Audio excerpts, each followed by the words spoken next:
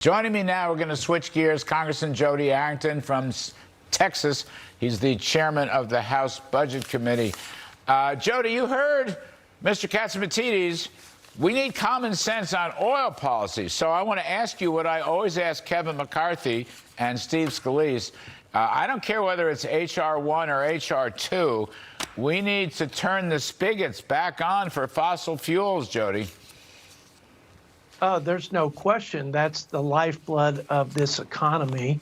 And speaking of common sense, it makes no sense to spend us into an inflation oblivion, $5 trillion of deficit spending, while squeezing the supply side with higher taxes, higher regulations, policies that are punishing our oil and gas industries, policies that pay people to stay home as opposed to staying on the payroll. And these policies have had tremendous consequences, which is why you're seeing the interest rates go up and the GDP go down. And I suspect, and if CBO's projections are right, which is a 0.1% GDP in 2023, that's pathetic. And we can never get the debt to GDP down if we can't grow this economy again and can't return to the pro-growth policies that you've mentioned, namely the Tax Cuts and Jobs Act. Well, so, Mr. Chairman, let me, a couple things here. First, I want to get to the spending in a second, but we had Art Laffer and Steve Moore on before, and look, I'm a Reagan supply-sider, I'm a Trump supply-sider. I think it's important that we don't forget how important the Trump tax cuts were in economic growth. And, you know, supply-side economic growth solves inflation, and it also reduces the need for spending and dissolves some of the deficit and debt problems. So my question, Mr. Chairman, is simply, will there be room to make the Trump tax cuts permanent when you get to your 10-year budget estimates? Well, we have to make them permanent. We had record revenue as a result before COVID. We had $1 trillion over the pre-COVID in tax revenue coming out of COVID this past year.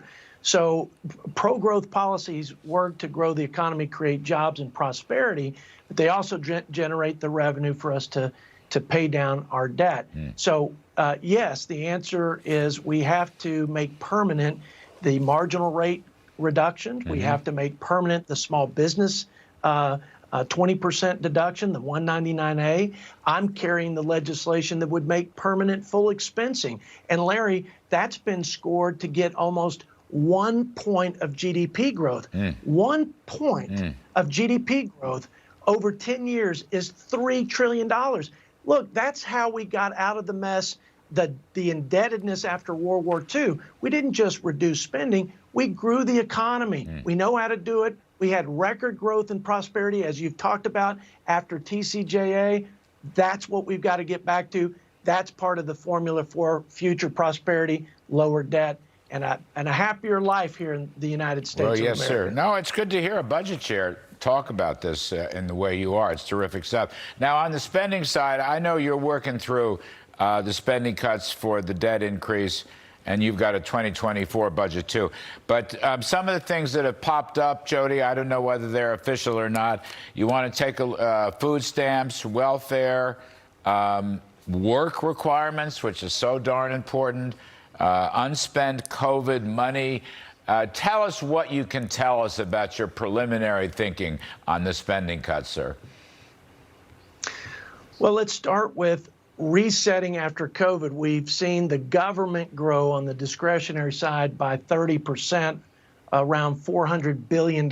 So we know there's wasteful Washington spending, unnecessary growth in government programs and new programs that we can reduce. So let's right size post-COVID by freezing 24 discretionary budget at 22 levels, and then let's control growth. 1%, 2%. If you control growth and start at 22 numbers, then you'll save $1.7 trillion over 10 years.